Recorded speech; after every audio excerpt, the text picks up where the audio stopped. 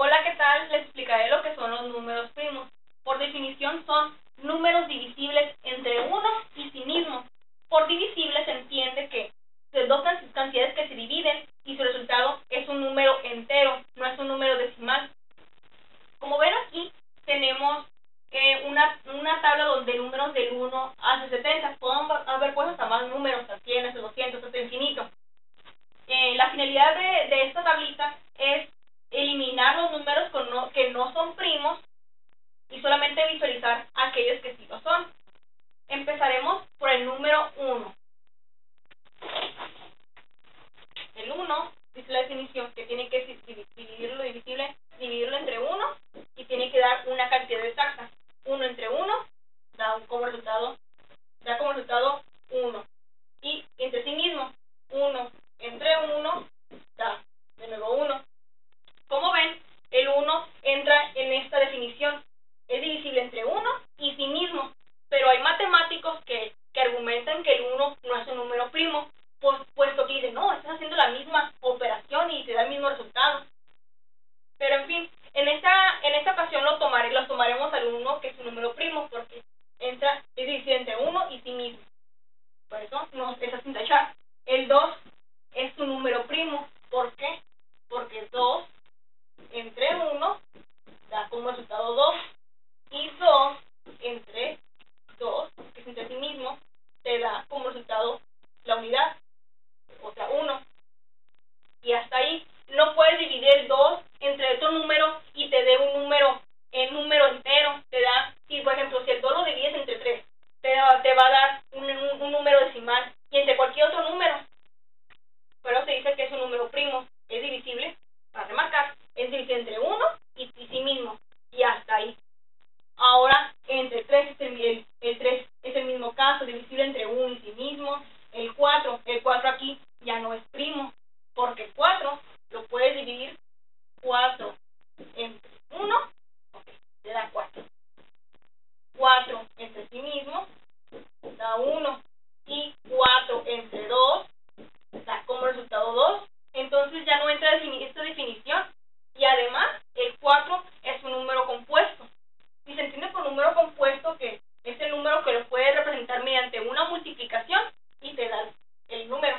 Entonces el 2 y el 4 lo podemos representar como 2 por 2 y da 4.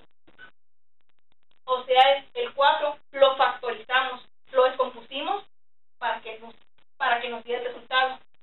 Por eso esto es un número compuesto.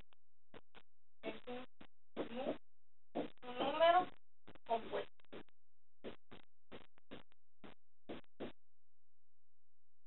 Y esta es la característica de los números que no son primos, que los puedes representar mediante una multiplicación.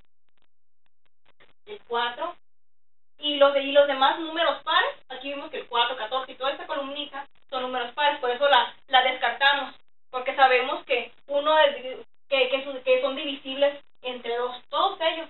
El 5 también es un número primo, porque es divisible entre el 1 y sí mismo. El 6 es un número par y además se puede dividir entre 3 si te da un número exacto. El 7 es un número primo. El 8 también no es primo porque es divisible entre 2 y entre 4. El 9 es divisible entre 3. El 10 lo es entre el 2 y el 5. Y así, todas las cantidades que ustedes pueden ver que están tachadas es porque son divisibles entre cualquier otro con un número y de una cantidad exacta. Ahora bien, nos quedamos solamente con los números que son primos, que lo son el 1, el 2, el 3, el 5, el 7,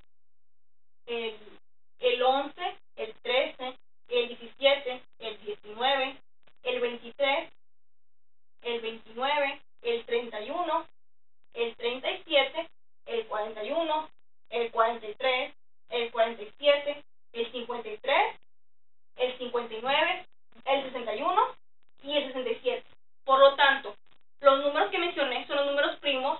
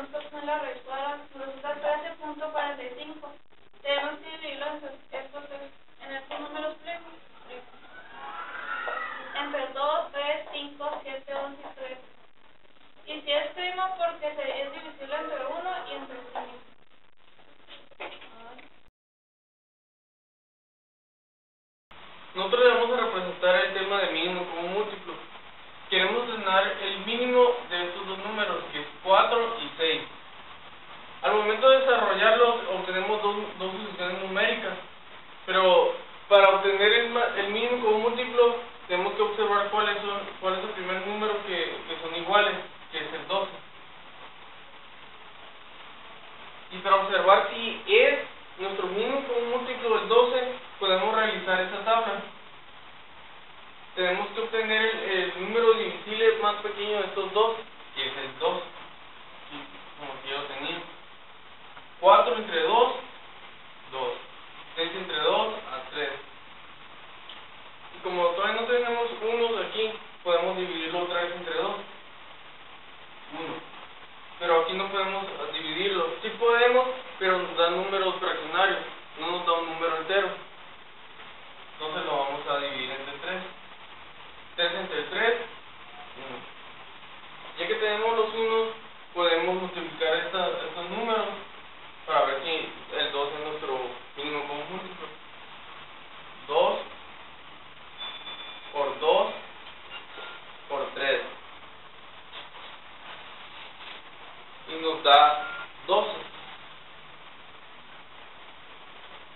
El tema de mínimo común múltiplo nos sirve para encontrar los en las fracciones de diferente denominador, como 13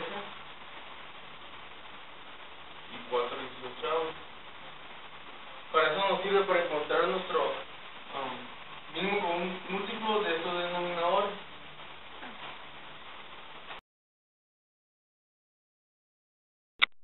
Ok. Hoy vamos a ver máximo común divisor. Este es el número más grande posible que permite dividir a dos o más números. O sea, si observan en la tabla, este es un número primo, y este es un número primo. Ahora vamos a encontrar un divisor que nos dé un número entero de cada uno de ellos. ¿Ok? Bueno, el 2. ¿Qué número sería? Perdón, el 2. ¿Por qué? Porque 2 entre 2, ahí lo estamos haciendo entre el mismo. 2 entre 2 nos da 1. El 3 entre 2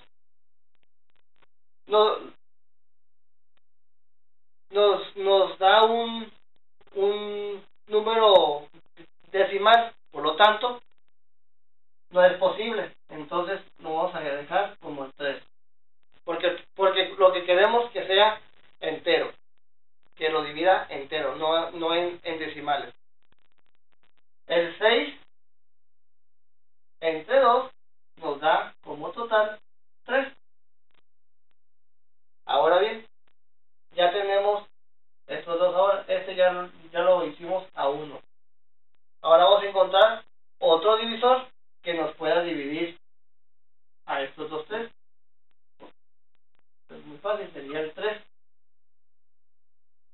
Entonces vamos a hacer lo mismo. 3 entre 3 nos da a 1 y 3 entre 3 nos da a 1. Y ahí ya tenemos nuestros dos divisores.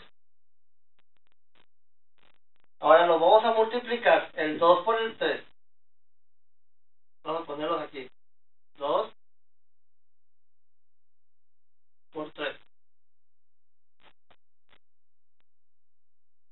Y nos queda 6. Entonces, 6 es el número más grande que puede dividir, como es el divisor,